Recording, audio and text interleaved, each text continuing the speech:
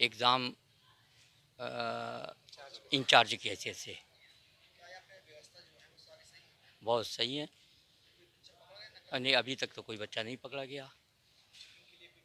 अभी बैच तो कोई नहीं आया चेकिंग के लिए, और कोई दिक्कत तो ऐसी नहीं है। जो बधाई दिक्कत आप महसूस कर रहे हैं कि भाई हुकूमत के दावे हैं कि हमने हर जगह उसका कर रहे, कहीं कुछ ऐसा नहीं है जी। और बैठने का भी नज़्मा आपने देखा, नीचे है, ऊपर है ही नहीं, सब दरी पे बैठे हुए हैं जी। जी, फ़िलहाल तो नहीं, क्योंकि ये मदरसा था, पर्दे की वजह से इस तरह से ऐसा नहीं किया गया। सिचुएशन बहुत सख्त है, तो नकल के कोई चांसेस ही नहीं है यहाँ के ऊपर। आपके यहाँ कोई कैमरे लगे नहीं हैं वैसे? कैमरे नहीं लगे, तो यहाँ पे तो नहीं लगा, होता तो आपको दिखता।